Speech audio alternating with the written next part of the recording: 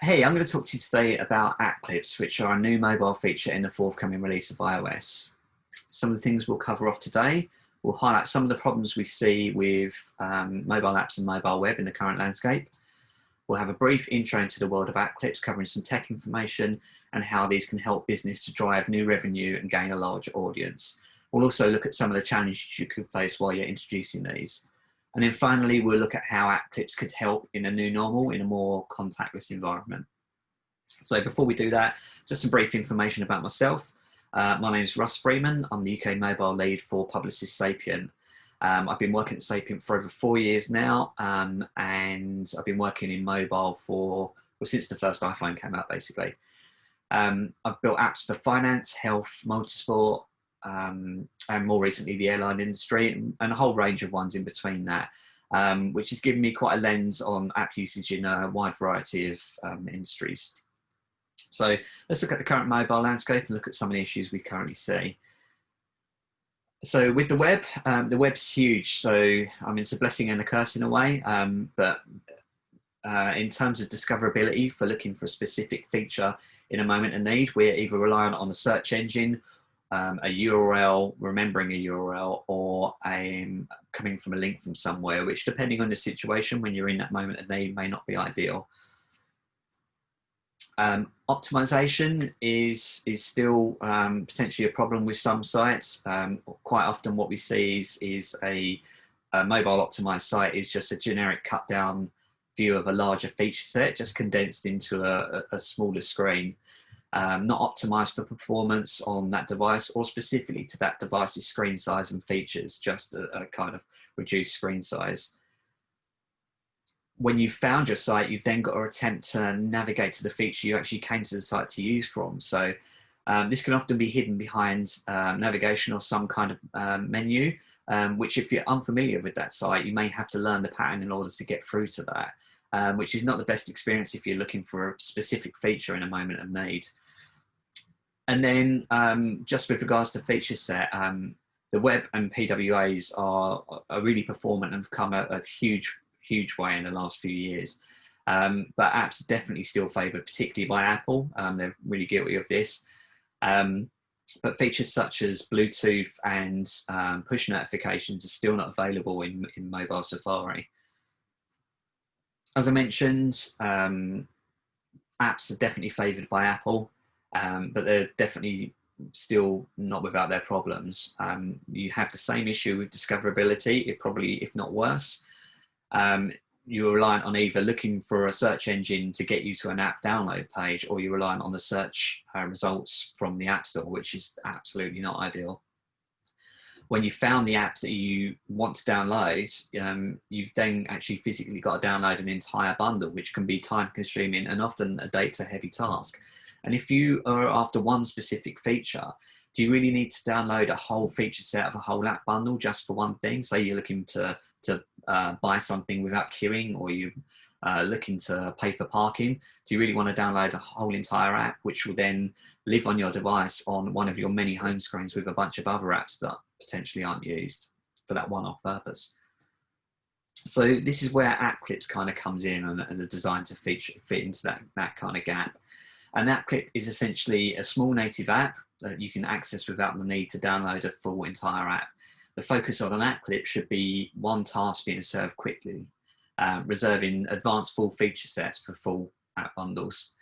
These were announced at WWDC earlier in the year, and they're going to be in iOS 14 in the next coming month or so. So app clips are designed to be lightweight and on demand. They have a limit to the actual file size for them to make them fast. And they're designed to be a single purposeful feature rather than a group of features, and they're designed to be used in the moment in context. App clips use native system controls, which means that the person using them already knows how to use the app. The same reason that drives a lot of people to go to the App Store to download apps in the first place, that kind of familiarity. App clips can have notifications for up to 8 hours after the clip's installed, and if these are ephemeral notifications, they don't need to prompt the user with a banner to ask for permission. They can also fire off notifications for up to a week after with specific permissions. If you specify the location for an app clip, you can actually confirm the user is in that location when they're using the clip without the need to prompt the user for location permissions. Any permissions that you do grant the app, or that any data that is kind of collected as you're building up a user profile in an app clip, can be handed off to an app at the end of that session, or if the user chooses to download it, or they've actually got a full app already installed. So how do you launch an app clip? So you can launch an app clip via a URL, the same as you would do like a website or other URL tasks. They can be launched via message bubbles and message actions. Smart banners in Safari are getting an overhaul to be able to link to an app clip. They can be launched via NFC tags, QR codes, or Apple's new QR code, which is something specifically designed to be memorable. And if you've seen Lost, you're probably already quite familiar with this type of design. If you specify an app clip's location, these can also be serviced on maps. So you can see on this Panera Bread example, there's an order now feature which would launch an app clip. These can also be presented in Siri location suggestions throughout the app, iOS ecosystem, wherever they're used.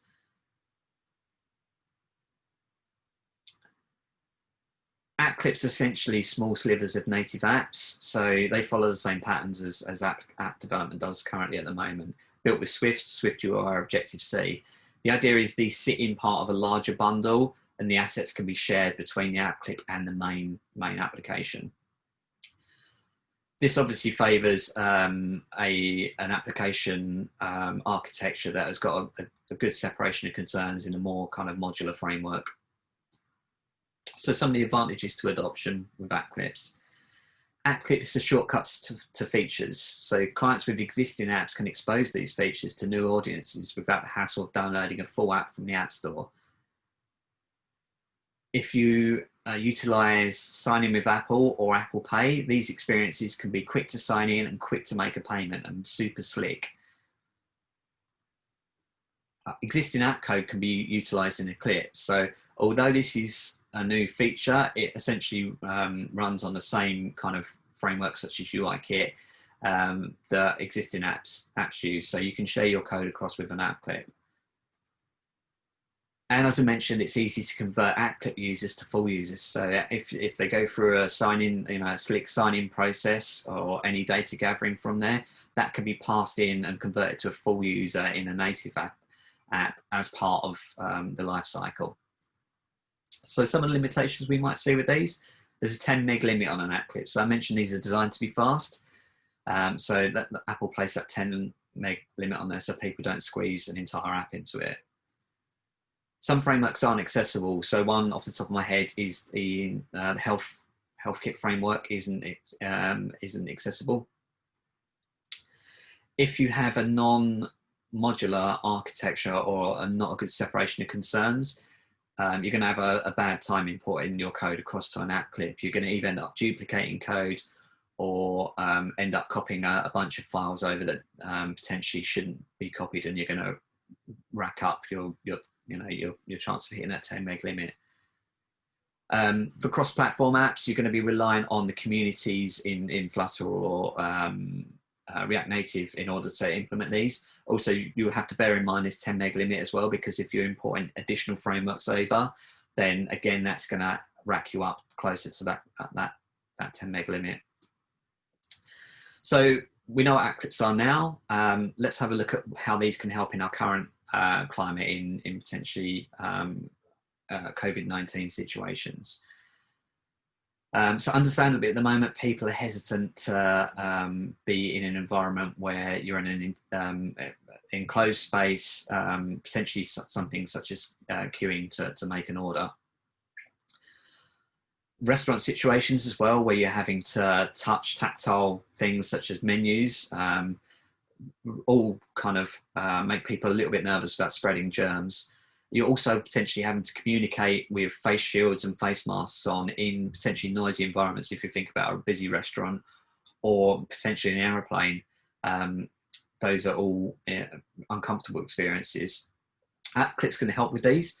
Payments made through through an app clip in a rich app experience without the need to download an app. Reduce the need for contacts, so it can help with this and can be potentially a game changer for some industries. So let's have a look at this in a real world experience, such as ordering a drink on a flight. We're on a plane and it's 5 o'clock somewhere. So on the seat in front of us, we see one of these new Apple QR codes, which are quite recognizable. Some of these have got NFC tags in, so you could either scan this or tap on it, and we'd be brought up with an app card, an app clip card. So you get some brief information on here and advice if it's going to be utilizing those 8-hour notifications. Tap on this to open it, and the URL from the NFC tag or the QR code has been passed into the app, so we know what seat the user's currently sitting at. We go through and we pick a couple of drinks, and then we pay with Apple Pay. So if we look on this, the human contact element is greatly reduced in this. So we're getting a drink, and the only human interaction we need from this is to take the drink and say thanks for it. No need to attempt to shout with a mask on in a noisy, confined environment. So I'm out of time now, unfortunately, but in summary, the app clips are essentially quick, slick experiences. It's also key to point out that instant apps have been available on Android for a couple of years now, I think. So this isn't just an iOS experience, this can be a cross-platform mobile experience. And also just, I kind of hit on web and native apps at the start of this, but that's just to highlight the gap that app clips can help to kind of fulfill. These aren't designed to be a replacement for the web or for apps. They're meant to kind of fit in somewhere in between. And that's all from me. So I'll happily answer any questions you've got about app clips or about mobile in general. Thanks.